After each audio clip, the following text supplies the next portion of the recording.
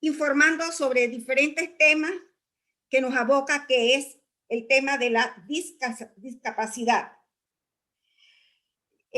Nos referimos a los derechos del recurso humano de las personas con discapacidad, que queremos hacer mucho énfasis en esto. Desarrollar la parte de salud, educación, familia y la no discriminación. En esta reunión nos acompaña el director de la Oficina de Equiparación de Oportunidades de la Procuraduría de la Administración. Así que va a ser muy interesante también escuchar su participación. El magíster Virgilio Carrión, y le damos muchas las gracias por haber aceptado nuestra invitación. Un paradigma que adquiere especial importancia en el mundo de las universidades es la inclusión. Modelo de la inclusión, las universidades inclusivas, de la cual UDELA es una universidad inclusiva, son instituciones que trabajan por asegurar espacios de aprendizaje y de atención con servicios especializados a todos sus estudiantes. Lo que deseamos que todas estas personas se sientan unidas por lazos de comprensión, de interdependencia y el afecto y la esperanza. Está el objetivo de esta actividad, y queremos llevárselo permanentemente a todos los funcionarios de UDELA, es la parte de sensibilización, capacitación con nuestro estudiante, con nuestro personal administrativo con discapacidad. Este proceso de inclusión de los estudiantes con vulnerabilidad implica un trabajo de sensibilidad, como lo acabo de decir, y de acompañamiento académico de los docentes, que es muy importante el acompañamiento. Cuando tuvimos allá a profesora Sugeli en Colombia, en Medellín, se habló bastante de esto, de la importancia del acompañamiento a nuestros estudiantes con discapacidad. La Universidad UDELA está sustentada en los principios de inclusión. Lo más importante de este desafío es, sin duda, lo que acabo de decir, sensibilizarnos con el tema de las personas con discapacidad. Ahora, en este conversatorio, el licenciado Virgilio les va a tomar las declaraciones de las convenciones internacionales en temas de discapacidad, internacionales y nacionales. Siento que Panamá ha dado un paso gigantesco en torno al tema de las personas con discapacidad. Yo particularmente, que trabajé en el IPE hace muchos años, y cuando dispusimos llevar niños a incluirse en las escuelas regulares, todo el problema que tuvimos de la aceptación, iniciando las autoridades del Ministerio de Educación. Las autoridades de la comunidad no creían en este proceso. Y cómo se ha ido dando el cambio por las declaraciones, por las leyes internacionales, con el Panamá es dignatario, y que ha tenido que elaborar sus leyes internas en favor de las personas con discapacidad. El profesor Virgilio va a tocar todo esto. Tenemos, imagínense, la Secretaría Nacional de Discapacidad, que es que tiene como misión dirigir y ejecutar las políticas de inclusión social de las personas, de la familia, promoviendo un cambio de actitud respecto a los derechos de este grupo. Esto lo va a tocar el profesor Virgilio.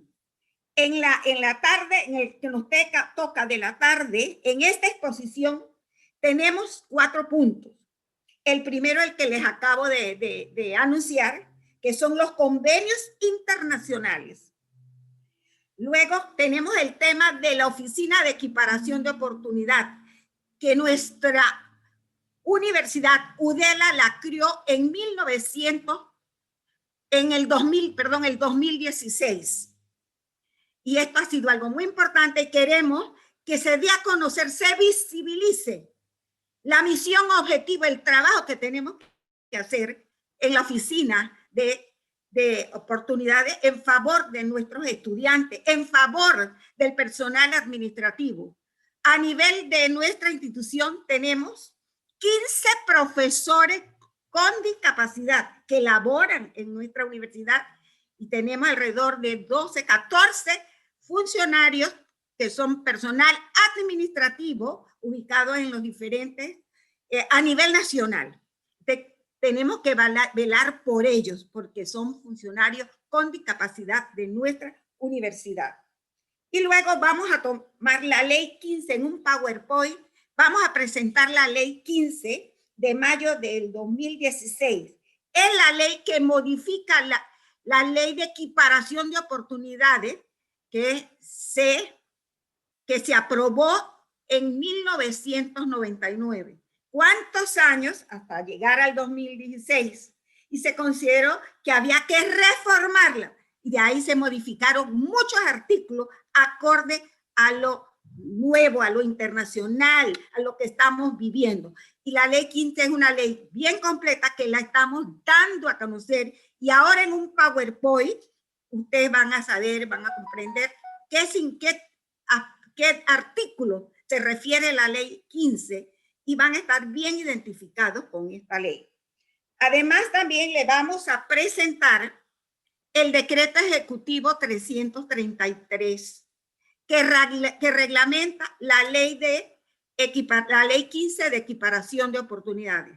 Mira, esta ley se aprobó en el 2016 y fue hasta con el gobierno de nuestro presidente, señor Nito Cortizo, que el 5 de diciembre, en un acto grandísimo en Atrapa, él firmó y aprobó con el decreto 333 el acuerdo que reglamenta la ley. Si esta ley no estaba reglamentada, era como algo muerto. No podíamos hacer referencia de la ley 15 porque no estaba reglamentada.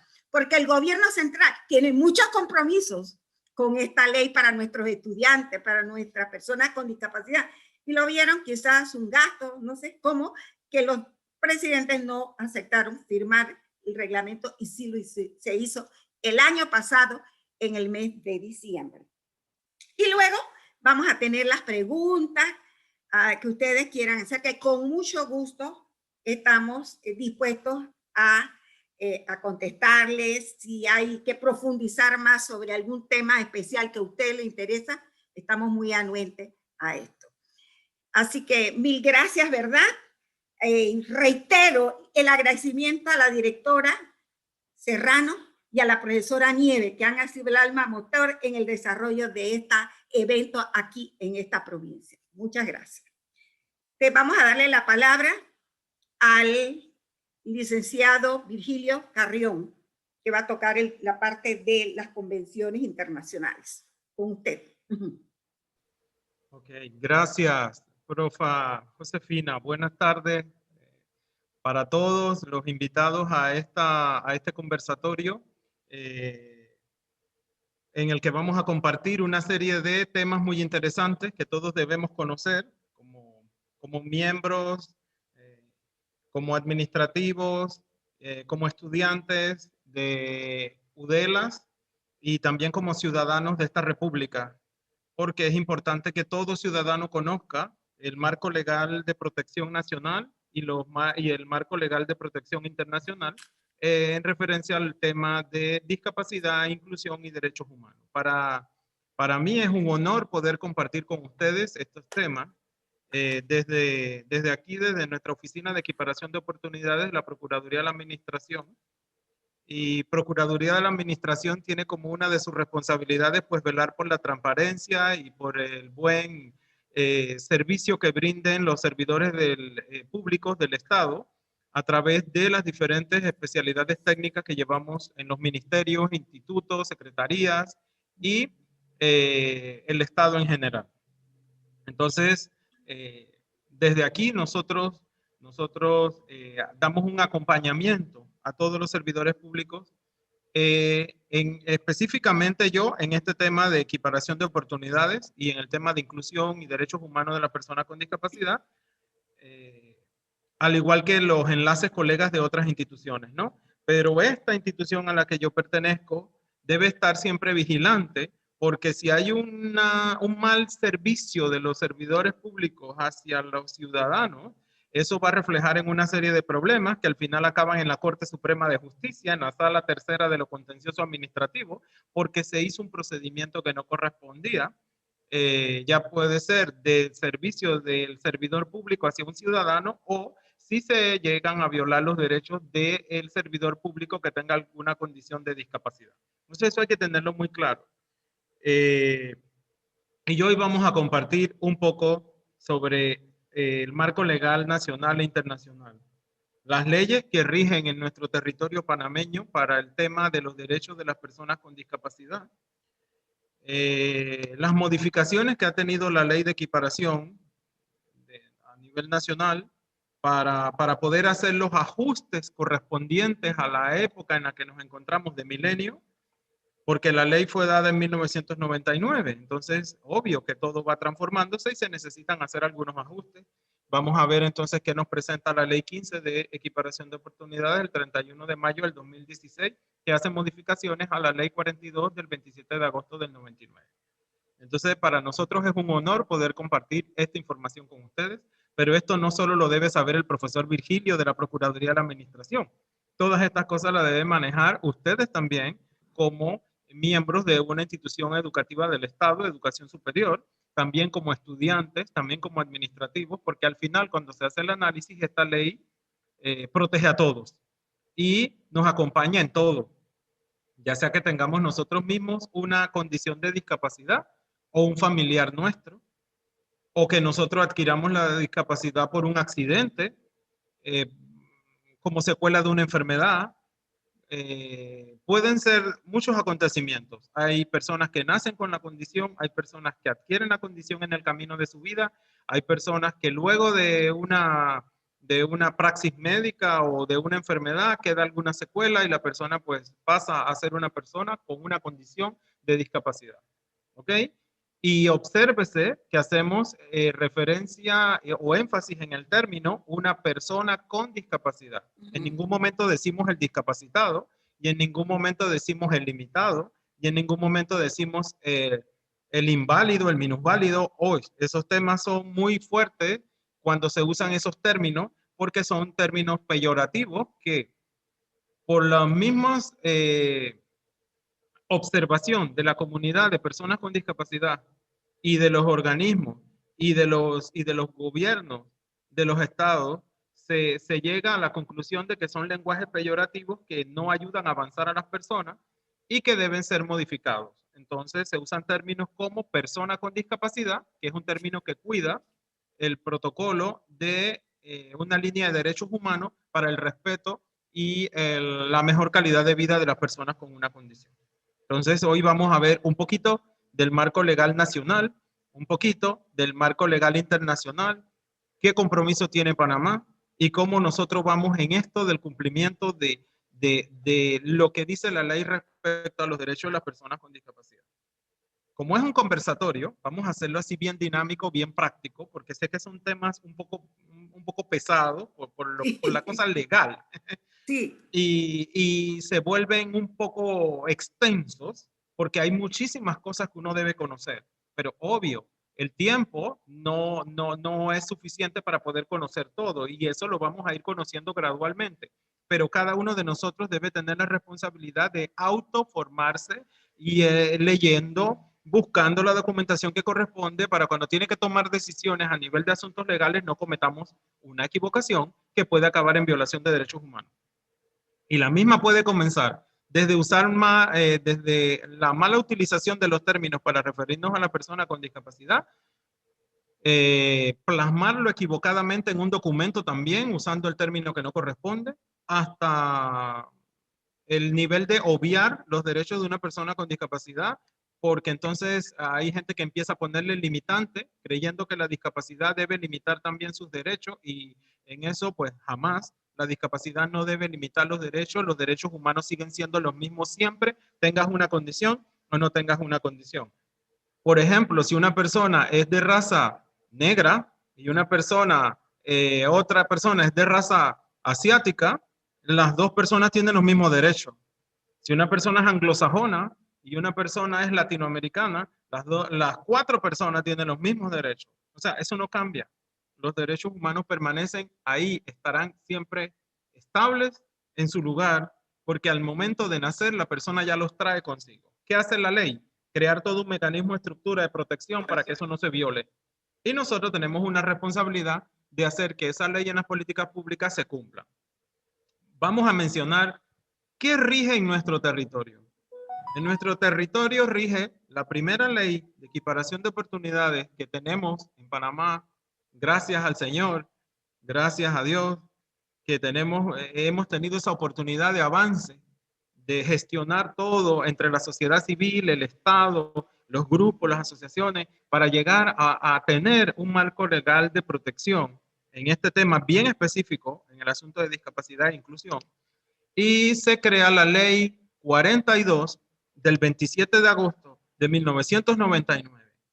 Eso lo pueden encontrar en la Gaceta Oficial Digital, lo pueden encontrar en documentos en impreso, lo pueden encontrar en donde ustedes pongan Ley 42 del 27 de agosto del 99, cualquier persona, sea funcionario del Estado, sea la empresa privada o sea un civil, la va a encontrar.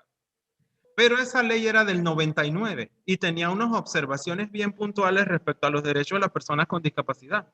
En el 99, esa ley pues cubría casi todo lo que las personas con discapacidad requerían al momento de la época. Todavía no se entraba al milenio, estaba a un pasito de entrarse al milenio. Cuando se entra al milenio, la ley es tan bondadosa que continuaba pudiéndose utilizar todos sus artículos para la protección de las personas con discapacidad. Pero avanzando el milenio, 2000, 2001, 2002, 2003, 2004, 2005, nos vamos dando cuenta que hay cosas que le faltaban a la ley. Obvio que le faltaban cosas a la ley, porque es que venía de una época de muchas batallas desde los 80, las asociaciones y grupos de personas con discapacidad. Y no me dejará mentir la profesora Josefina, que en esos momentos pues pertenecía seguro, yo creo, si no me equivoco, al equipo docente del IPE y todo sí, el administrativo. Y entonces se venía con grandes batallas porque había muchas cosas que hacer. Y el IPE había tomado la bandera de responsabilidad, no solo de rehabilitar, sino también de educar. Pero como no había una ley en específico que separara qué era una cosa y qué era la otra, pues esta institución tomó la decisión no solo de rehabilitar, sino que también había que educar a esta población y empezó a prestar su apoyo pedagógico para los chicos y chicas y todo el personal que lo necesitara. Entonces, luego, viendo que avanzamos en milenio, pues se van definiendo qué le toca a cada quien y qué puede llevar cada quien y no dejando atrás la experiencia de los años y la experticia, valga la redundancia, de que esta institución podía prestarle a la República. Entonces se van mirando otros horizontes y por ahí ya viene lo de la estructuración de esta ley. Entonces ya va definiendo quién debe encargarse de esto, IPE, quién debe encargarse de esto otro, debe fundarse una secretaría técnica que lleve el tema como ente rector, quién debe encargarse de la educación en el apoyo, Meduca, y así vamos, ¿no? Y cada uno va tomando su responsabilidad y la ley va haciendo esos énfasis. Pero aún así, al milenio, año 2009, 2010, 2011, pues había una gran necesidad. 2006, 2007, 2008, y vaya contando, había una necesidad de modificar ciertos artículos porque habían ciertas cosas que faltaban. Entonces se hace el borrador de lo que ahora conocemos como la Ley 15 del 31 de mayo del 2016. Ya al 2016. Llegando al 2016 ya se tenía casi toda la estructura borrador de esa ley para poder hacer la modificación de algunos artículos primordiales, importantes. La ley 42 no se modificó toda, no, son unos artículos muy específicos plasmados en la ley 15, los cuales necesitaban unos ajustes. Entonces, por ejemplo, la ley 15 del 31 de mayo del 2016. Yo no soy abogado, pero he aprendido a defender la cosa como un magistrado. Y les voy a enseñar cómo podemos enriquecernos con todos estos documentos. Porque es una cosa muy de actitudinal. Entonces, si nosotros tenemos la actitud, vamos a aprender, observamos, seguimos con un protocolo específico y vamos a aprender muchísimas cosas y vamos a aprender a defender la ley, aunque no seamos abogados. No es obligatorio ser abogado para defender lo que la ley te da en derecho. Así que, claro, si eres abogado, obvio que es mucho más rápido, más fácil poder comprender una serie de cosas que son un poco complicadas por el marco legal, pero eso no quiere decir que los demás no podamos aprender y no podamos manejarlo. Eso es cuestión de actitud y de voluntad. Entonces, ¿qué dice la ley 15? Por ejemplo, artículo referente a la educación, tiene modificación. Artículo referente a la accesibilidad, tiene modificación. Artículo referente a los asuntos de salud, a quién le corresponden y quién debe tener el presupuesto, MINSA. Ahí también hay una modificación. Y así lo vamos a ir viendo. Artículo modificado referente a las 144 horas de permiso que requiere la persona con discapacidad o su familiar.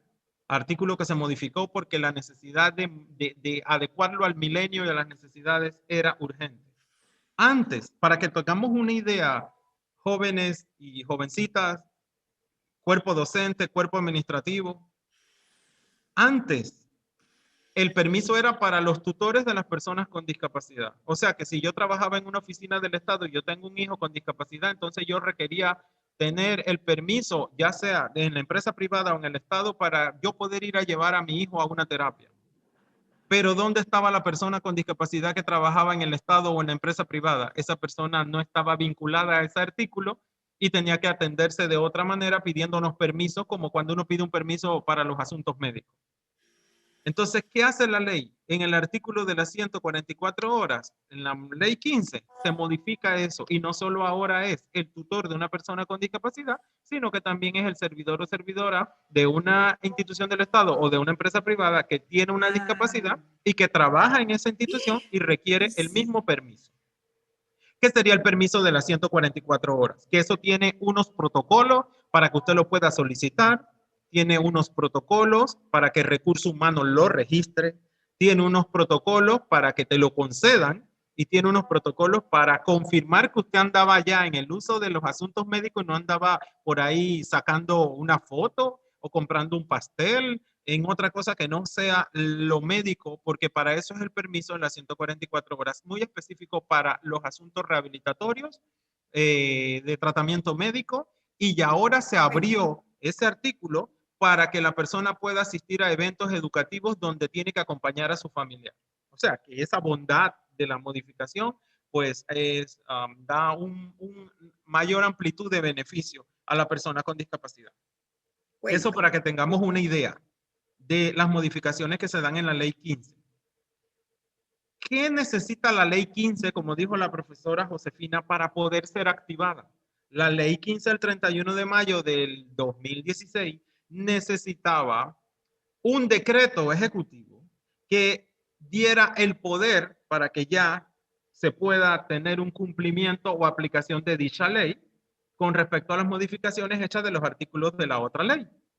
Entonces, se da el artículo, se da el resuelto 333, la reglamentación del documento 333, que es la que reglamenta a esta ley para que ella se pueda aplicar. Ahora ya, dado el 5 de diciembre del 2019, el decreto 333, ya la ley toma su fuerza final y lo que queda es cumplirla.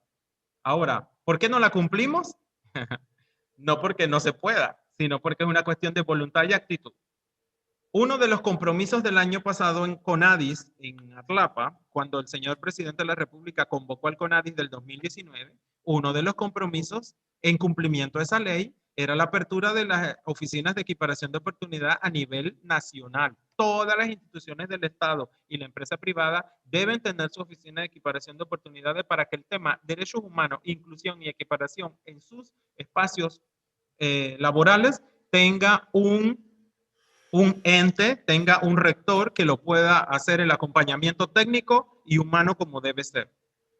Pregúntenme, señores y señoras, ¿cuántas instituciones del Estado a la fecha tienen abierta su oficina de equiparación de oportunidades? Muy pocas. ¿Cuántas hicieron cumplimiento de lo que el señor presidente dictó como una instrucción estatal el 3 de diciembre del 2019 a las 9 de la mañana en Atlapa? Yo estaba ahí presente y la realidad no me dejará mentir, y los que estuvieron ahí presentes son testigos de que nos comprometimos todos. Pero no todos tienen oficina de equiparación de oportunidades. Entonces, eso es preocupante, porque hay dos leyes, una ley de equiparación y una ley siguiente, la ley 15 del 31 de mayo, que modifica los artículos urgentes que necesitaban ser modificados en la ley 42, y todavía no logramos que se abran las oficinas de equiparación de oportunidades, dada la instrucción desde 1999. O sea, que aquí es una cuestión de voluntad. Y no porque un ministerio no tenga presupuesto. Ustedes me van a disculpar, yo soy un poco directo, concreto, preciso, y a veces yo soy un poco fuerte cuando manifiesto este tipo de inquietudes, pero es que así es que se hace una buena república. Nosotros tenemos que decir las cosas como corresponden, porque el manejo de la discapacidad y el cumplimiento de las leyes y la política pública es una responsabilidad de todos, porque mañana no sabemos si tenemos una discapacidad y esas mismas leyes y esas mismas políticas nos van a regir.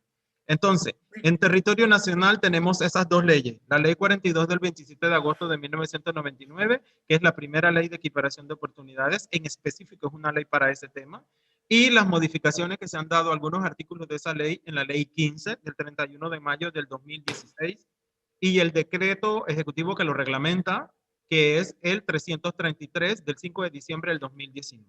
Eso territorio nacional. Ahí están todas las instrucciones de lo que hay que hacer. Señores y señoras, jóvenes y jovencitas, ahí no hay que hacer más nada, nada más que cumplir lo que dice la ley. Ahí no tiene nada extraño que no podamos hacer. Ahí no tiene nada que los presupuestos nuestros no puedan cubrir. Ahí tiene todo para, por y con las personas que tienen alguna condición por parte del Estado y por parte de la empresa privada y por parte de todos los ciudadanos como miembros de esta república. Es una responsabilidad de todos. Ahora, cuando nosotros no cumplimos con esas obligaciones territoriales a nivel nacional, va a venir un problema.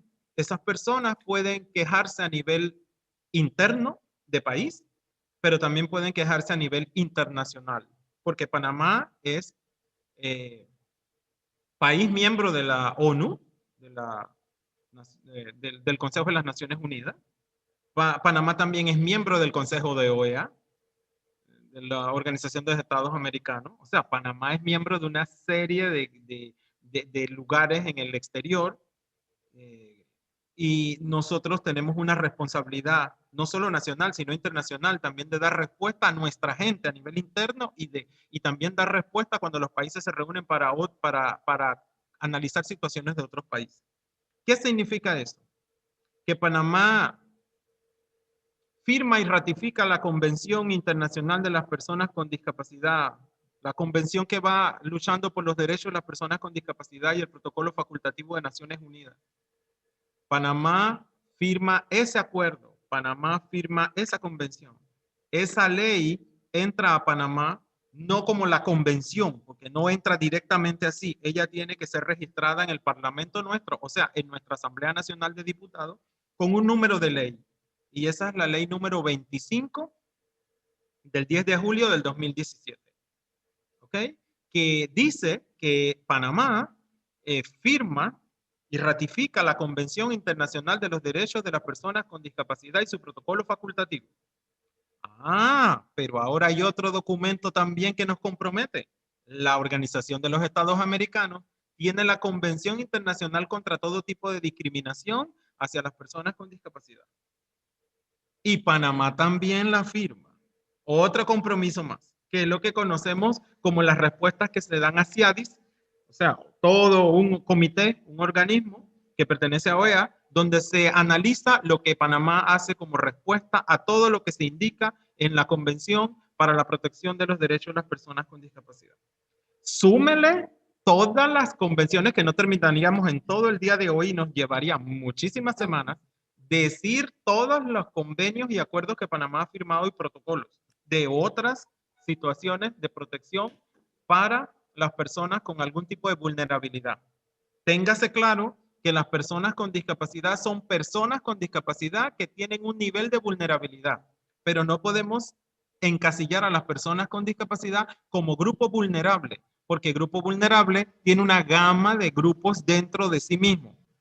Los adultos mayores, las mujeres en riesgo, los niños, la juventud en riesgo, riesgo social. Entonces, no podemos cometer esa equivocación.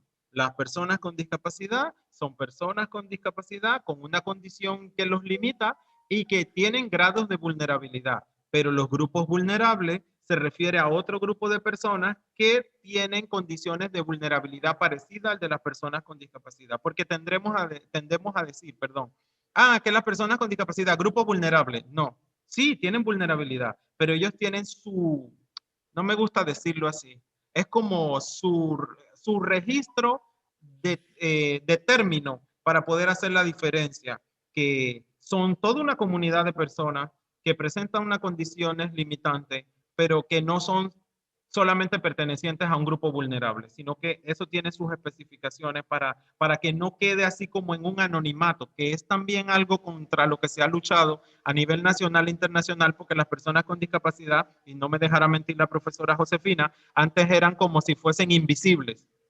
Había mucha gente que ocultaba a sus hijos vamos a decirlo así claramente como es, por vergüenza, por pena, por temor, por miedo a la crítica, al bullying, a la no comprensión de lo que tenían sus hijos y los dejaban en casa. No les permitían salir ni tener contacto con otras personas. Y eso es vulneración de los derechos de una persona, tenga la condición que tenga, así nació sin pierna, sin brazo, sin la mitad de la cara, lo que sea. La persona tiene derecho a compartir con otras personas. Los seres humanos somos seres sociables y eso no se debe evitar, porque eso sería violación de derechos. Encerrar a una persona por la vergüenza social de que los demás critiquen y le hagan bullying es violar los derechos de la persona. O sea, estamos haciendo algo peor, lo estamos encerrando, los estamos limitando de participación y eso es violación de derechos humanos y la ley nacional e internacional no lo permite. Ni encadenar a una persona, ni amarrar a una persona. Y cuando se sujeta una persona a un espacio, hay que observar la ley referente a sujetar a la persona en un proceso terapéutico. Tiene que ser justificada la sujetación de la persona en un espacio porque al menos que sea algo terapéutico que la persona se puede agredir, entonces le ponen unas bandas o algo así. Pero así por así, agarrar a una persona y sujetarla a un lugar para que se quede quieta porque no me hace caso, eso hay que tener muchísimo cuidado. Y nosotros los que trabajamos rehabilitación tenemos que cuidar eso siempre. Solo se sujetan a las personas cuando son casos de emergencia y hay una justificación técnico-médica que dice que no hay un peligro de violación. Pero mientras tanto, si no hay ese argumento, uno no puede estar ahí encerrando a la persona y sosteniéndola porque no se queda quieto. Uno tiene que buscar el mecanismo porque uno es un profesional, uno es un técnico, uno sabe, uno busca información técnico-médica rehabilitatoria para hacer el proceso lo más humano posible. Errores que hemos estado cometiendo algunas veces y que no deben volverse a cometer. Entonces, para que tengamos un amplio criterio de lo que es el marco legal, contamos con 2 leyes en territorio, bueno, muchísimas leyes, pero las 2 leyes emblemáticas que defienden la equiparación de personas con discapacidad son la Ley 42 del 27 de agosto del 99 y sus reformas en algunos artículos en la Ley 15 del 31 de mayo del 2016. Y el decreto ejecutivo que reglamenta toda la aplicación de esa última ley, la ley 15, es el decreto 333 del 5 de diciembre del 2019. O sea, que ya eso lo tenemos clarito como agua del riachuelo, bajando pura, limpia, nítida y transparente. ¿Qué protección tenemos a nivel internacional? Entonces usamos la Convención de los Derechos de la Persona con Discapacidad y Protocolo Facultativo de las Naciones Unidas. Y también utilizamos la Convención contra todo tipo de discriminación de la Organización de la OEA. Entonces, de Estados americanos, utilizamos la Convención contra todo tipo de discriminación. Y la pueden encontrar en las redes, en la Gaceta Oficial. Es muy interesante, muy importante que conozcamos esos dos documentos. ¿Qué sucede si en Panamá hay violación de derechos humanos? ¿Cómo va el procedimiento? Si en Panamá hay violación de derechos humanos, la persona va a invocar al ente rector del tema, que es CENADIS, creado por la ley 23. Luego la persona puede invocar a la Defensoría del Pueblo, porque hay violación de los derechos como un civil. Dependiendo del tema, la persona va a invocar también a su propia entidad que ha violado sus derechos a despacho superior y preguntar por qué pasa esto y que se dé una explicación a lo interno de la institución. Por ahí comienza todo. Si la institución no le da una respuesta, entonces la persona va a la Secretaría de Discapacidad, Asesoría Legal, y luego va a la Defensoría del Pueblo. Y la cosa puede seguir subiendo hasta un punto que eso puede acabar en la Corte Suprema de Justicia, en la Sala Tercera de lo Contencioso Administrativo. Miren por dónde va ya. Y si ahí todavía no hay respuesta suficiente a la violación de derechos que ha sufrido la persona, eso puede, entonces eso se va a ir al exterior. Aquí hay una oficina del Alto Comisionado de las Naciones Unidas y la persona va a agarrar toda su documentación y la va a llevar allá. Allá se va a abrir un expediente y eso va a pasar a la ONU. Y van a llamar a Panamá en el siguiente capítulo y le van a decir qué pasó aquí. Hubo una violación de derechos y no se resolvió eso. Y podemos quedar demandados el resto de nuestra vida y pagando indemnizaciones a las personas que se le violaron sus derechos. Y dígase que puede ser desde un civil, estudiante, profesional, cualquier persona que sus derechos han sido violados tiene derecho a todo ese procedimiento.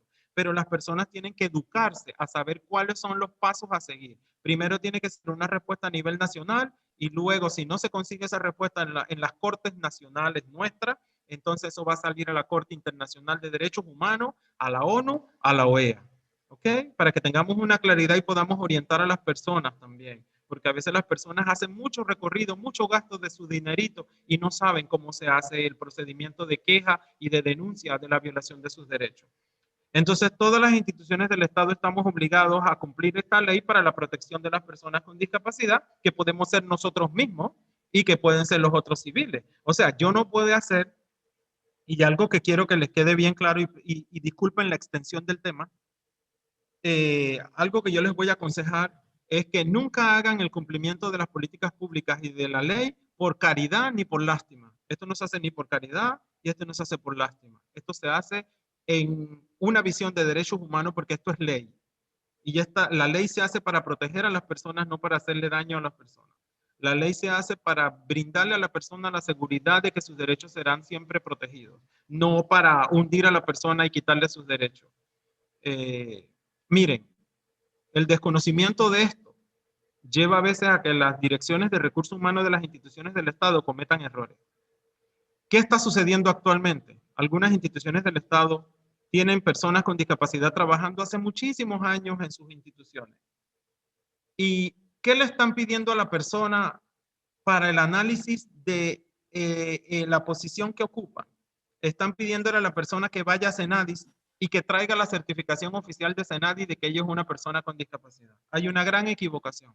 En el marco legal de las políticas públicas, CENADIS no es la persona, no es el ente que va a certificar la condición de discapacidad de una persona. La certificación que da la Secretaría Nacional de Discapacidad, llamada CENADIS, es la certificación de equiparación económica para las personas con discapacidad y su familia. Esa equiparación económica se activa con el cumplimiento de la Ley 134 de equiparación económica. Y eso es una certificación especial que baja con una resolución y un ID o una identificación para que la persona reciba en los servicios públicos algo parecido a lo que reciben los jubilados con sus descuentos. Pero obvio, tiene que tener su carnet para que la persona pueda recibir estos descuentos y también se le entrega una resolución oficial donde dice que la persona certificó por su condición de discapacidad. Eso es una certificación de equiparación económica.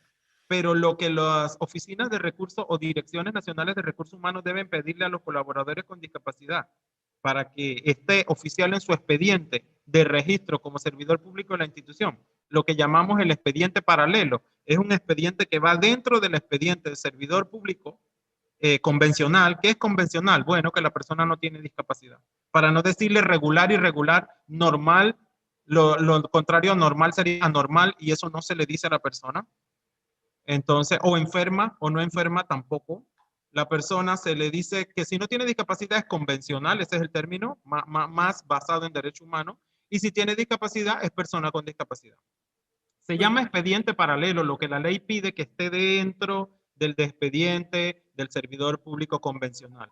Si ya declara una condición de discapacidad, eso tiene que venir certificado por un médico especialista tratante, no por un médico general.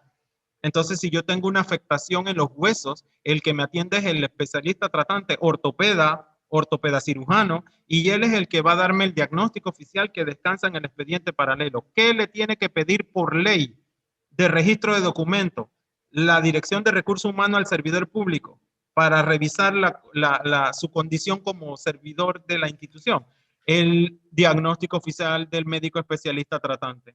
Si un director de recursos humanos le pide que vaya a buscar la certificación de Senadi, discúlpenme señores, eso es otra cosa.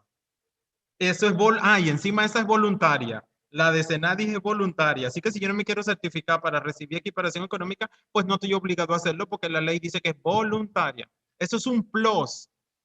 Eso se tramita para que la persona tenga un plus en la asistencia y use la ley que fue hecha para la protección de equiparación económica.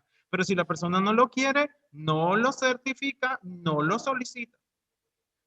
Recurso humano, en cumplimiento de la ley de equiparación, debe pedir la certificación oficial dada por el médico especialista tratante, el primer médico especialista tratante que trata tu condición diagnóstica. Eso es lo que tiene que pedirle la persona de recursos humanos al servidor o servidora y que lo traiga de donde se atiende con su médico especialista tratante. Lo de Senadi es otra cosa y ahí también tenemos que aprender a orientar porque la gente está gastando los recursos yendo a hacer una cosa que no es lo que requiere. Senadi no certifica eso. Senadi certifica en una junta técnica si la persona certifica para recibir la equiparación económica y se hace con una junta técnica médica. Pero si Senadi certificara la condición de discapacidad para que eso descanse en tu expediente, Senadi tendría que tener médicos oficiales de planta y Senadi no tiene ni clínica, ni hospital, ni médicos de planta. Senadi tiene la junta técnica médica, pero son médicos prestados del MINSA y de la caja que acompañan a la mesa técnica para poder hacer los baremos, la aplicación de los baremos para certificar la condición de una persona. Pero no nos equivoquemos, porque Senadi es la Secretaría Técnica, brazo técnico del Estado. Después del Ejecutivo viene la Secretaría Técnica que atiende todo el tema nacional en cumplimiento de las políticas públicas para la persona con discapacidad. Es Secretaría Técnica, no es Secretaría de Certificación de la condición diagnóstica de nadie. Certifican la equiparación económica para que usted reciba los beneficios de la Ley 134 de equiparación, pero no certifica la condición diagnóstica médica porque no es un hospital. Eso lo hacen los médicos especialistas tratantes. Entonces, si hemos analizado hasta ahorita, lo que estamos viendo es que las políticas públicas y las leyes de equiparación están hechas para garantizar la mejor calidad de vida de las personas, la defensa de sus derechos humanos, la participación en igualdad, la equiparación de oportunidades y que la persona con discapacidad y su familia gocen de lo que gozamos todos los ciudadanos, igualdad de participación. Esto, en el territorio nacional, pues ya les he mencionado las leyes que nos rigen. En el territorio, en el espacio internacional, ya les he mencionado las convenciones que rigen y de las cuales Panamá firma y ratifica. Somos signatarios de estas convenciones y protocolos internacionales de protección y súmenle lo de derechos humanos y todo aquello y lo de la Corte Interamericana de Derechos Humanos también miramos todas esas cosas y estamos como país miembro de OEA y de ONU y entonces tenemos una serie de compromisos. Y ustedes dirán, ¿qué tiene que ver UDELAS con todo esto? Muchísimo, porque UDELAS forma a los futuros profesionales en estas áreas técnicas, en estas áreas especializadas. Y UDELAS también tiene personal administrativo con discapacidad y también tiene profesores con discapacidad. O sea, UDELAS no solo está formando, sino que UDELAS también está haciendo inclusión. Pero UDELAS tiene que estar clarito, porque si somos Universidad Especializada de las Américas, que su especialidad técnica es el tema de la discapacidad y todo el desarrollo que podemos hacer a nivel de la educación superior, quiere decir que nosotros tenemos que estar, como dicen los muchachos, afilados, disculpen el término, ¿no? Afilado como un cuchillo, así bien afilado, que apenas la hojita pasa se corta enseguida, de toda la sapiencia que tenemos respecto al tema y del manejo, dominio y seguridad técnica del tema. No es hablar de discapacidad por hablar, hay que saber qué estamos hablando, cómo lo estamos hablando, cuándo lo estamos hablando, hacia quiénes lo estamos hablando y qué producto estaremos esperando. Si no sabemos, tenemos que tener mucho cuidado. Hay que investigar, leer, prepararse técnicamente, humanamente. Consejo. El cumplimiento de la ley no solo, ay, sí, mira que la profa Josefina dijo que en el artículo tal y el profesor Vigilio dice que en el artículo tal y el decano dice y el rector dice. No, es que yo tengo que estar convencido de que eso se hace con actitud y voluntad. ¿Por qué no están abiertas las oficinas de equiparación de oportunidad en todas las instituciones del Estado? Porque ustedes me van a disculpar por lo que voy a decir y sé que esto va a salir a las redes. Es que no hay voluntad. Es que no hay voluntad. No es que no hay presupuesto. Es que no hay voluntad. Es que no le están viendo la importancia. A mí me da mucha preocupación porque el año pasado alrededor del señor presidente estaban los ministros de Estado, con los viceministros y los directores y los secretarios y todas las autoridades jerárquicas. Y todos prometimos y nos comprometimos. ¿Y dónde está el cumplimiento? Ah, hay una excusa, la pandemia. Ah, y antes de la pandemia, si la ley estaba desde el 99, o sea, ¿qué otra pandemia tuvimos del 99 al 2019 que no pudimos abrir las oficinas de equiparación? Algunas oficinas no se llaman directamente de equiparación, sino que se llaman de género o atienden también equiparación desde ahí, pero género es una cosa y equiparación es otra. Hay unas que se llaman de bienestar del colaborador y atienden también desde ahí lo que se llama equiparación. Lo ideal es que se llamara oficina de equiparación de oportunidades, pero bueno, la primera apertura con el resuelto o con la resolución fue con otro nombre, pero si, como dice la ley 42, si es afín con lo que se pide en la función técnica y lo están haciendo según lo que se requiere, pues el nombre aquí no debe limitar el producto. Pero hay que tener claro que género es una cosa, equiparación es otra, bienestar del colaborador es otra.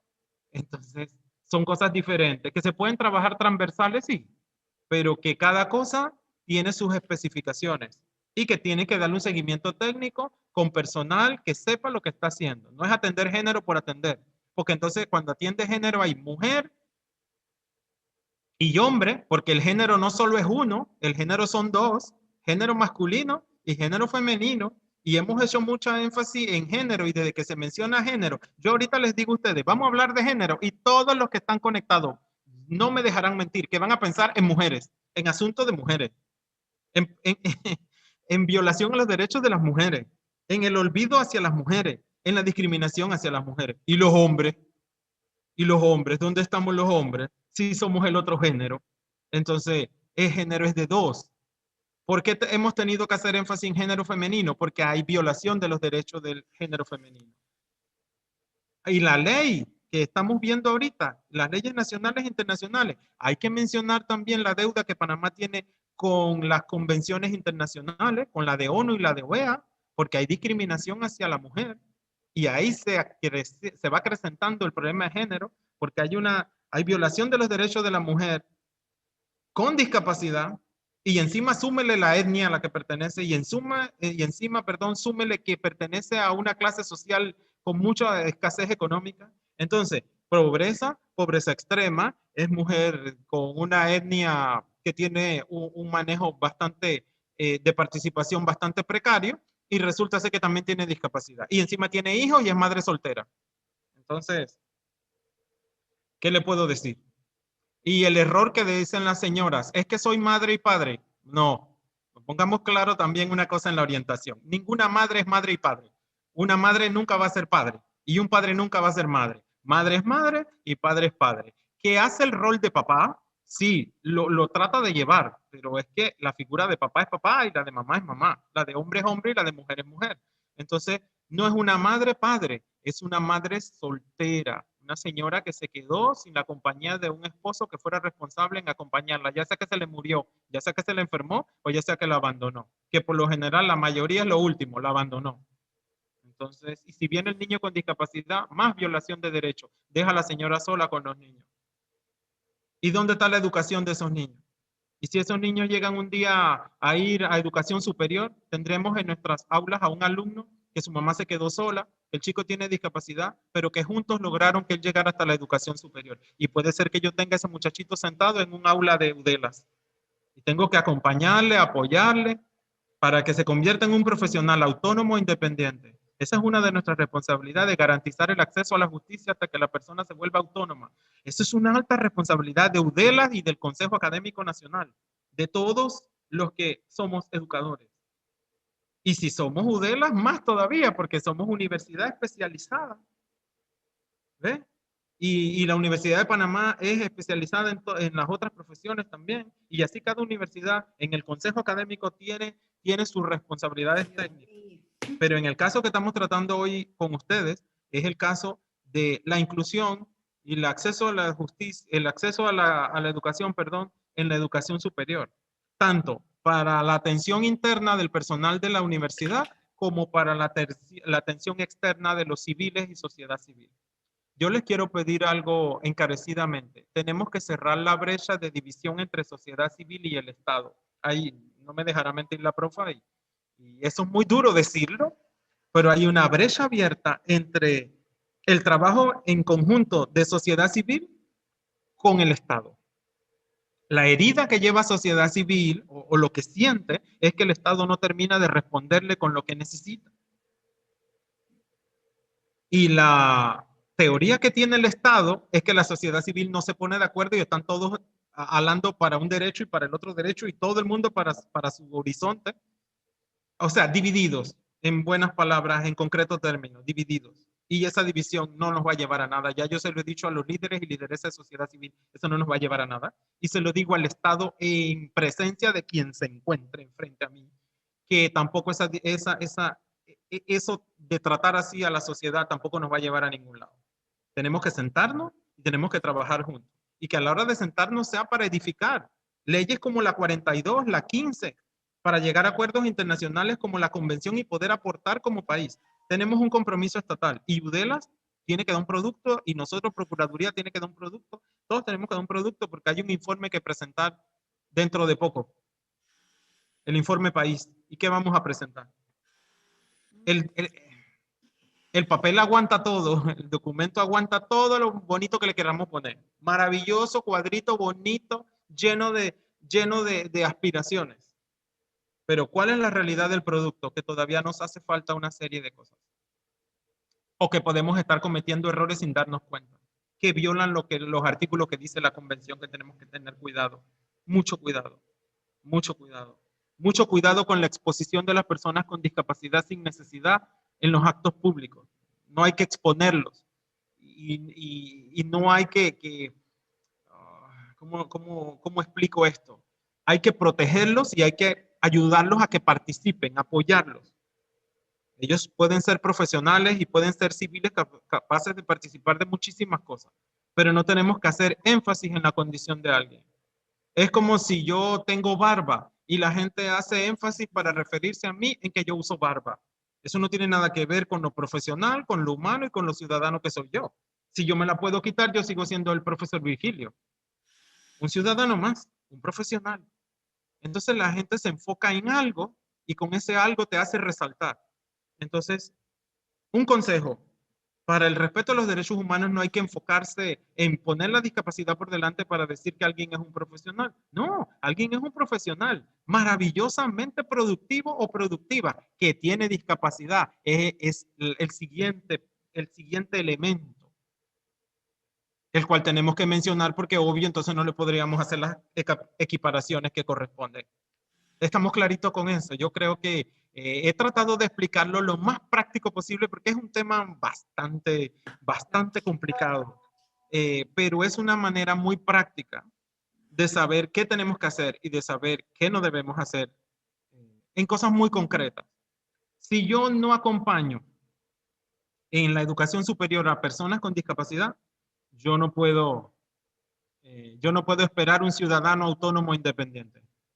Si yo no garantizo el acceso a la educación de personas que quieren superarse, Yo no voy a esperar a un ciudadano que esté produciendo con el Estado. Lo que voy a tener es una persona que le va a decir, give me, dame, dame, y yo no doy nada, porque el Estado me debe dar una famosa palabra que conocemos que se llama subsidio o ayuda económica. Es un paliativo, y me duele decirlo, pero es la verdad. Esos son paliativos. Pero eso no es la verdadera realización de una persona. Es como que yo esté recibiendo un bono ahorita por la pandemia, pero cuando se acabe la pandemia, esperemos pronto, yo tengo que hacer algo. El Estado no me va a poder seguir dando un dinero todos los meses, porque eso mengua las arcas. Entonces todos tenemos que trabajar desde nuestras realidades, con nuestras funcionalidades, y la ley lo que está buscando es esa protección. Entonces nosotros tenemos que garantizar que las personas participen. Y el acceso a la educación y a la educación superior, es la realización de la persona ya como un adulto. Miren, yo les voy a confiar algo. Una vez yo conocí el caso de un muchacho con una condición de autismo. El chico sacó dos maestrías con honores. O sea, el muchacho está en la cumbre del conocimiento que todo profesional quisiera. Y cuidado que va para el doctorado. Pero él quería trabajar porque habían estado gastando mucha platita pues en su preparación. Y él le dijo a su mamá, yo quiero tener ganar mi propia plata. O sea, él está clarito, bastante funcional. Y fue a buscar empleo a unas entidades.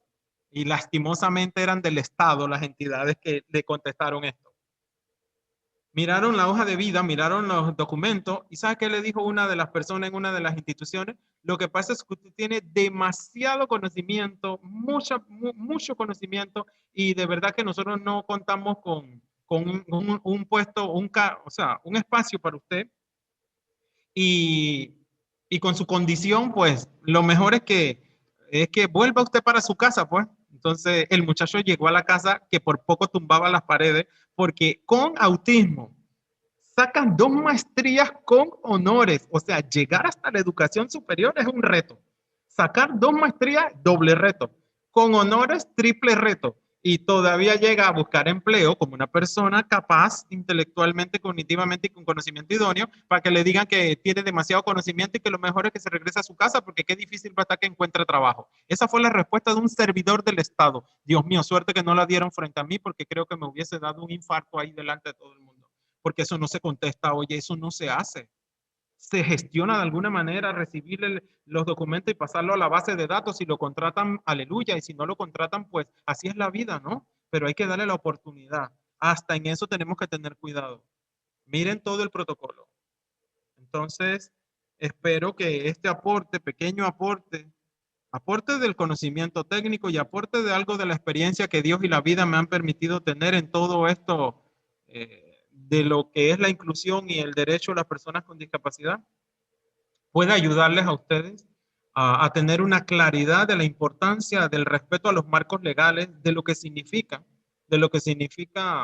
el poder caminar hacia abrir la oficina de equiparación de oportunidades, y si ya la tenemos, aleluya, reforzarla y potenciarla, y si otras instituciones no la tienen, que nosotros podamos ser, ¿cómo se dice?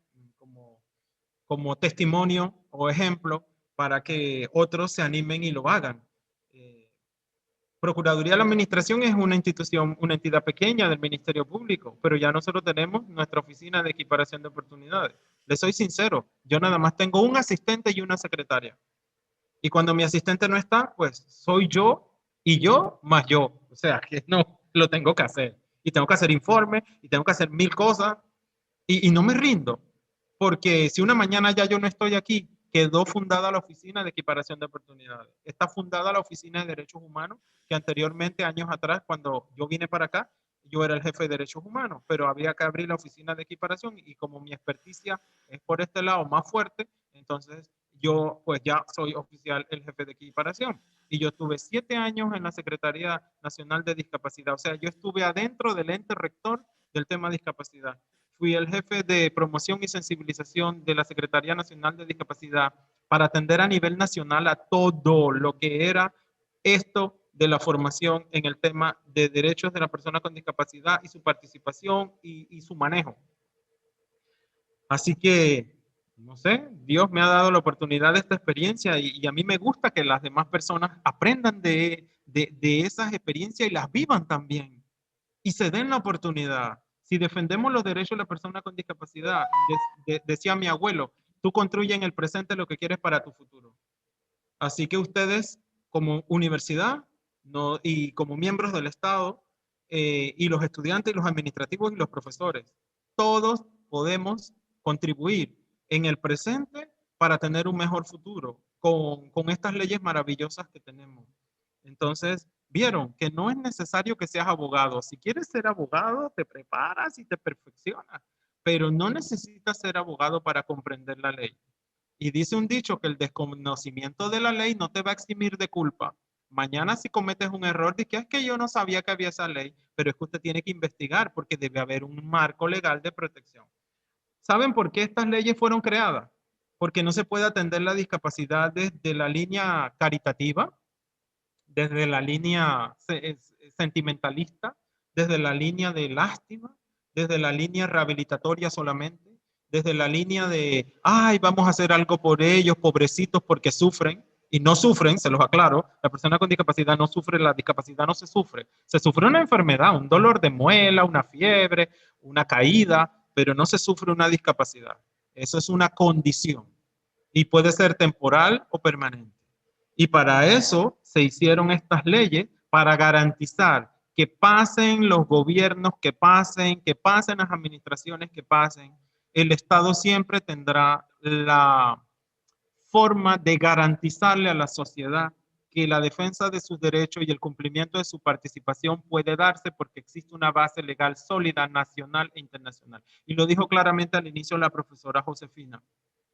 No se comprende por qué administraciones anteriores no firmaron el decreto que reglamenta las nuevas modificaciones de la ley.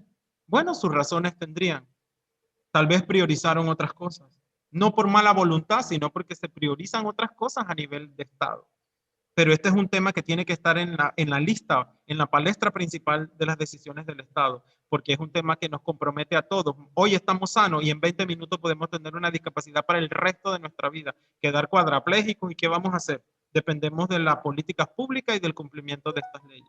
Entonces, que ahora esta administración firma la reglamentación, el decreto y queda establecido, amén. Pero vendrán otras administraciones que tendrán que tomar otras decisiones en pro de esta autonomía y de esta participación en igualdad. Y tenemos que apoyar entre todos como ciudadanos. Entonces, no es una cuestión de administración gubernamental, es una cuestión de Estado. Estas son cosas que deben hacerse bien porque deben perdurar como en la República hasta que se tengan que hacer las modificaciones correspondientes. Para que se hagan una idea de lo difícil de estas cosas, hay que modificar código de familia, hay que modificar código de justicia, hay que modificar todos estos códigos. ¿Por qué? Porque en esos códigos todavía se usa el lenguaje del el loco, el enfermo, el tonto. Hay unos tan fuertes como hasta el tarado, el imbécil. O sea, eso es muy fuerte. Y hay que sentarse a la mesa técnica con los abogados, con los especialistas, para hacer el borrador de modificación de esos documentos, de esos códigos. Imagínense, de familia, de justicia y lo que sigue. Y después hay que mirar los tutores de las personas que tienen condiciones cognitivas comprometidas, que llevan un tutor o un acompañante de vida por el resto de su vida para tomar decisiones. Si quiere comprar una casa, si quiere comprar un carro, si quiere sacar un préstamo, ellos tienen unos tutores que son los garantes de que esa persona estará protegida, sea porque los padres se lo dejaron, o sea porque su hermano tomó la decisión. Y el código también tiene que ver cómo queda la figura de los tutores a las decisiones jurídicas que tome la persona con discapacidad, si está consciente para firmar un contrato, si no está consciente, si está consciente para pedir un préstamo, si no está consciente, si está consciente para afrontar un proceso legal o no. Entonces, ¿dónde queda la figura de los tutores oficiales protectores de estas personas? En el código, y la modificación de estos códigos también tiene que quedar clarito y establecido cuál va a ser el rol y la responsabilidad de estas personas. Esto es todo un mundo, señores y señoras, y es un mundo muy interesante del cual nosotros tenemos que ser parte productiva, positiva y esperanzadora, porque ahí se está decidiendo no solo el futuro de la comunidad de personas con discapacidad, se está decidiendo el futuro de todos, porque esas leyes cuando nos ocurra algo nos van a regir a todos. Las leyes de tránsito nos rigen a todos. Las leyes de lo de salud nos rigen a todos. Las leyes del torneo electoral y ejercer el voto nos rige a todos. O sea, ahora me van a decir, profesor, pero ¿por qué hay una ley entonces para personas con discapacidad? ¿Por qué? Porque no se ha podido hacer el respeto de derechos humanos como debe ser y la participación en igualdad como debe ser, porque acuérdense que tampoco este país tiene la superaccesibilidad y tampoco fue hecho para recibir a las personas con discapacidad inmediatamente, con rampas y con todo, ¿no? Entonces todo tiene que irse adecuando, cada país va adecuándose. Entonces por eso se hacen estas leyes, para garantizar que ese mismo derecho que tienes en toda la cosa civil te acompañe ante tu situación de vulnerabilidad. Entonces por eso ellos tienen una ley. Y cuando vean la ley ya en documento o en PDF, ustedes van a ver que ahí dice ni fueros ni privilegios. Esas leyes no son para darle privilegios, ni fueros, ni nada de esas cosas. Esas leyes son para que se cumplan los derechos de participación de estas personas en igualdad. No le da ni más derechos ni le quita los derechos actuales que tenemos todos, que son como 30. Que si ustedes lo buscan en la Declaración Universal de los Derechos Humanos, ahí está una lista más o menos así, guía, estructura para decirnos cuáles son nuestros derechos. Y ahí ningún derecho de esos dice que usted va a tener menos oportunidad de participar porque tiene discapacidad, empezando por ahí. Así que no hay excusa. Bueno, yo espero que este contenido compartido con ustedes les dé un poquito más de claridad en muchas cosas y bueno, los aportes de los conocimientos y la experiencia y que yo también me nutro de ustedes y de lo que ustedes hacen y de lo que ustedes aspiran a hacer y de lo que están haciendo. O sea, que esto no es una compartir solo unilateral, sino bilateral. Yo comparto con ustedes y ustedes comparten conmigo y aprendemos todos, porque la responsabilidad es de todos. Para nosotros es un honor y un placer compartir con ustedes todo esto, poder replicar y que ustedes repliquen con claridad, con base técnica sólida y con esa actitud humana y en derecho humano a ayudar y a acompañar a otros que desconocen todavía de toda la responsabilidad que llevamos como ciudadanos. No dije como Estado, ojo, no dije como Estado, dije como ciudadanos. Aquí tenemos que ayudarnos todos. Así ahora usamos mascarilla y le decimos a la persona, póngase la mascarilla. ¿Cómo dice? Guarde la distancia, 2 metros de distancia. Y hay gente que si tú no la escuchas te grita, guarde su distancia, porque también hay gente que entra en crisis, ¿no? Use su gel, use el alcohol, cosas así. Entonces, todos nos estamos apoyando. Bueno, así mismo es esto. Así mismo la inclusión. Así mismo es el cumplimiento de las leyes nacional e internacionalmente. Así mismo es apoyarnos unos a los otros para que alcancemos un horizonte más protegido, con los mismos derechos, en un mayor cumplimiento. Ahora es un momento difícil por la pandemia, pero eso va a pasar y los vulnerables seguirán siendo vulnerables y los fuertes supuestamente seguirán siendo fuertes, pero al final todos tenemos que convivir unos con los otros y apoyarnos unos a los otros para que tengamos una mejor calidad de vida. Para nosotros siempre es un honor poder compartir con ustedes todos estos conocimientos.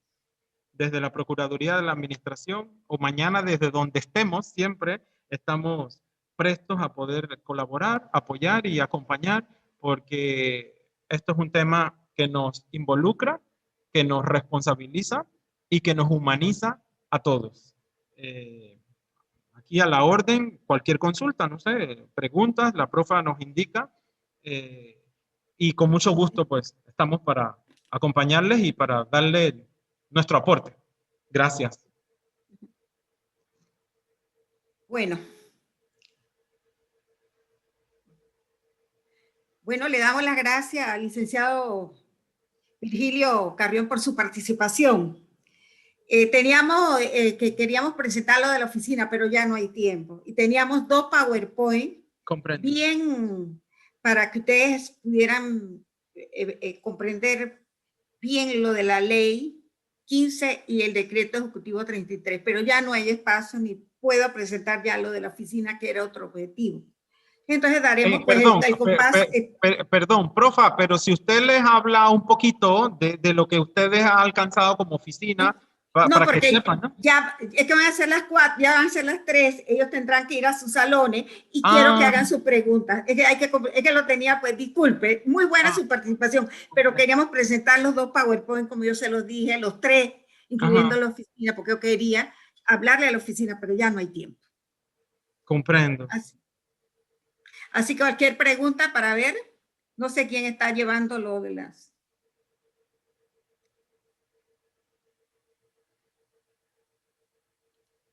que van a ser las 3. Yo pudiese, definitivamente, presentarles rápidamente lo de la oficina de equiparación, pero me parece las preguntas y ellos tendrán que ir a clase.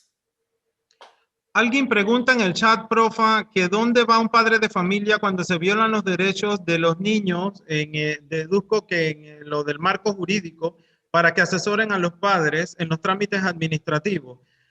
Bueno, si es una cuestión educativa, pues primero puede acercarse a Senadis, a asesoría legal, y puede acercarse a Meduca, porque Meduca tiene una Dirección Nacional de Educación Inclusiva también. Puede acercarse a la Defensoría del Pueblo también. Puede acercarse al MIDES, si implica al MIDES, va al Ministerio del Desarrollo Social y hace la denuncia también. O sea que hay varias formas de poder orientar al papá. Si es una situación familiar, entonces directamente puede ser con Senadis y el MIDES, ¿no? Si es que la persona tiene, un miembro tiene condición de discapacidad, pues Senadis y el MIDES. O CENIAF y el MIDES también. ¿Cómo no? ¿Alguna otra pregunta?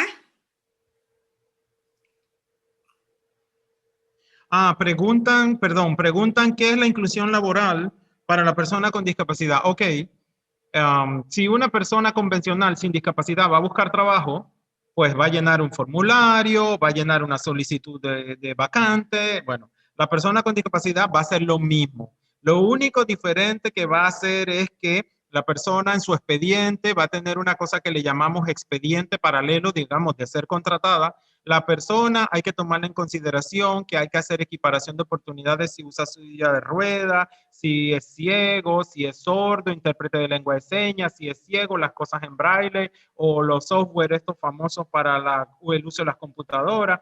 La diferencia entre una persona que va a buscar un empleo, una persona convencional y una persona con discapacidad es lo que llamamos entonces la inclusión laboral. Hay que preparar toda una estructura para que la persona se le garantice que va a poder trabajar en la empresa o en el Estado como trabajan todos los demás. Igual en UDELAS, si un profesor tiene discapacidad, entonces se hace la inclusión laboral del profesor con discapacidad haciendo uso de la equiparación de oportunidades para que dicte las clases como las dicto yo, las dicta la profa, o trabaje desde una oficina como trabajo yo, trabaja la profa y trabajan todos los demás. Bueno, entonces, si quiero manifestar lo siguiente.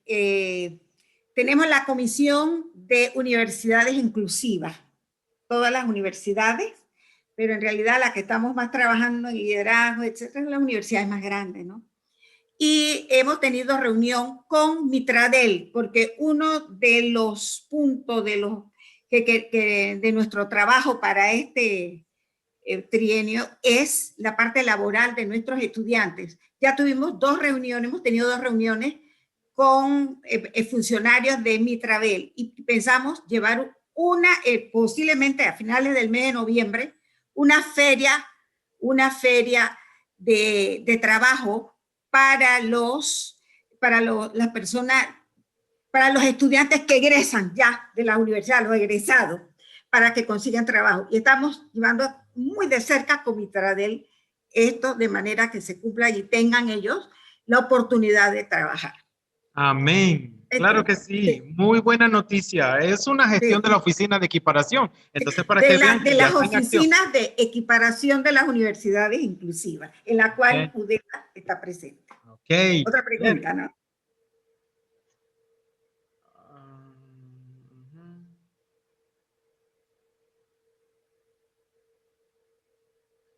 ¿Qué se puede hacer? Ok. Uno de los estudiantes pregunta qué se puede hacer en el caso del muchacho que tenía las maestrías y que no fue contratado.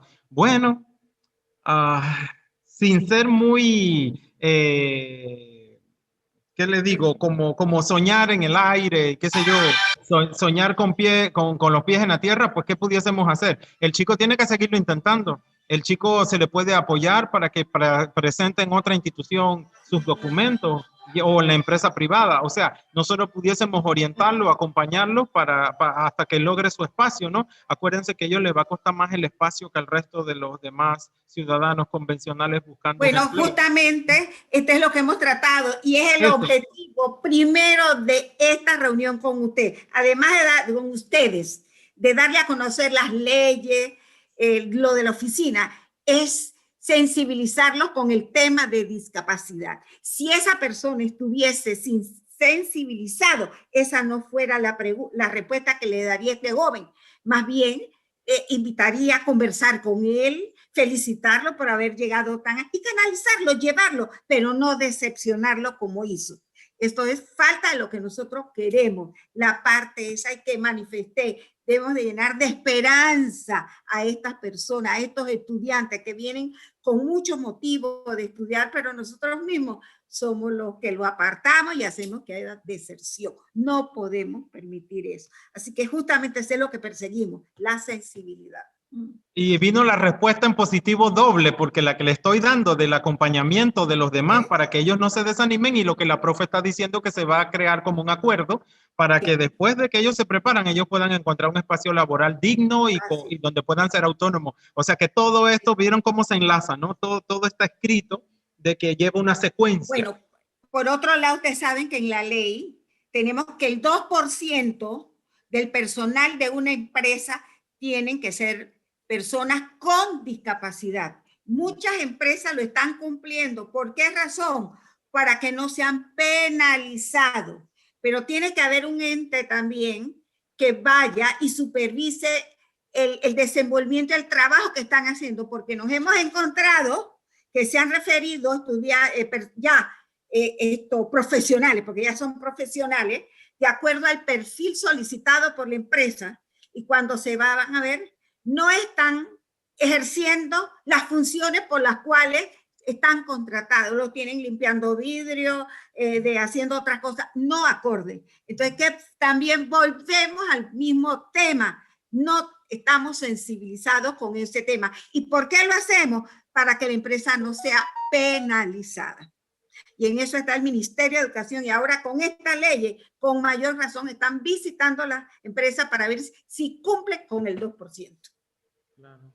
Y tiene que ser un 2% de inclusión, algo digno. No es ponerlo por ahí a hacer cosas que para la cual no estaba preparado y que en los documentos que lleva de idoneidad profesional no decía que era para que lo pusieran a limpiar unos vidrios, que eso no es malo, ¿no? Pero si estaba preparado para otro cargo, darle el cargo para el que estaba preparado, no mandarlo a hacer lo que no corresponde. Porque, sí, estamos cumpliendo, pero eso es un irrespeto hacia la persona y hacia la ley y hacia todos los demás, porque nos estaríamos como burlando de la persona, diciendo que no vale su título. Eso no se hace.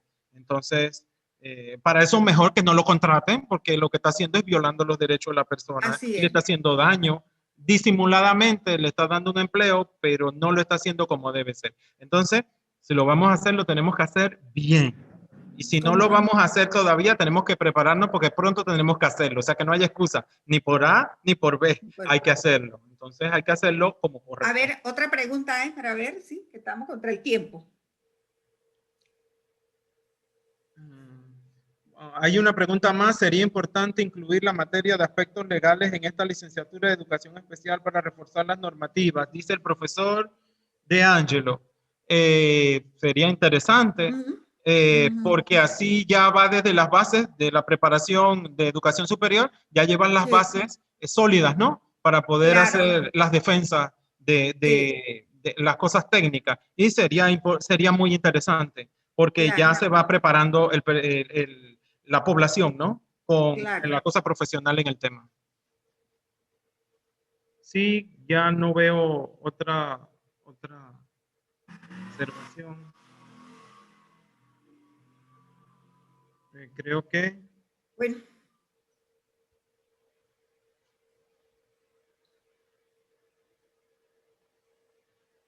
Ok, sí, había una pregunta más, disculpen, es que entre el chat y hablar es un poquito difícil, pero dice que dónde se interponen las denuncias de abuso de los derechos de las personas con discapacidad si es ignorada. Ok, Sí, nada, los asuntos de violación, por lo general se llevan a la Defensoría del Pueblo, Mm. ¿no? Por lo general se reciben en la Defensoría del Pueblo, ellos tienen una oficina de discapacidad, de asuntos de discapacidad y derechos de las personas con discapacidad a nivel de la sede central aquí en Ciudad y en provincia, en las sedes ellos tienen que tener un enlace que es el que recibe este tipo de denuncias. Si es violación o abuso hacia los derechos de las personas con discapacidad, a la Defensoría del Pueblo puede recibir la denuncia. Ellos tienen un departamento, de hecho hay una colega que trabaja con nosotros en la Comisión de Derechos Humanos 1 y es el enlace que representa a la Defensoría del Pueblo. Ella tiene que ver en esos asuntos. A nivel provincial ellos deben tener un delegado para recibir la denuncia, la recepción de la denuncia. Pero yo pienso que con esto sí ya podríamos ir clausurando, ¿no? Ajá. ¿Ah? Definitivamente. Esto me dolió mucho que rápidamente no le dimos la palabra a la señora directora, porque ella debía haber dándonos la bienvenida como lo teníamos preparado, ¿no? Definitivamente. Pero ya digo, pensé, al final va a clausurar, Comprendo. pero por razones de trabajo, definitivamente, no podía permanecer tanto tiempo aquí, ¿no? El interés hubiera sido grande, pero su trabajo, su compromiso no le permitían. Pero sí queremos agradecer enormemente, reiterar, a Udelas Extensión, a su directora, unas gracias muy especiales a la profesora Nieves, que nos abrió las puertas, como lo manifesté al inicio de la reunión, y a todos los participantes por haber acudido a este llamado, a esta invitación que se les hizo para escuchar un tema, como dice el profesor, que es un poco difícil, árido, me llaman para el tema de discapacidad, pero ustedes han estado presentes aquí. Así que le agradecemos mucho y esta es la primera de una serie de reuniones, conversatorios, diálogos que vamos a tener con ustedes porque ustedes han quedado ávidos de conocer otras cosas, pero el factor tiempo. Pero estamos a las órdenes y con la profesora Nieves ya nos pondremos de acuerdo para otro momento. Así que le reiteramos la gracia a todos. Muchísimas gracias. Gracias. Gracias, a la orden siempre. Que pasen bonita tarde. Gracias. Igualmente. Chao. Gracias. Chao. Muchas gracias a todos por participar.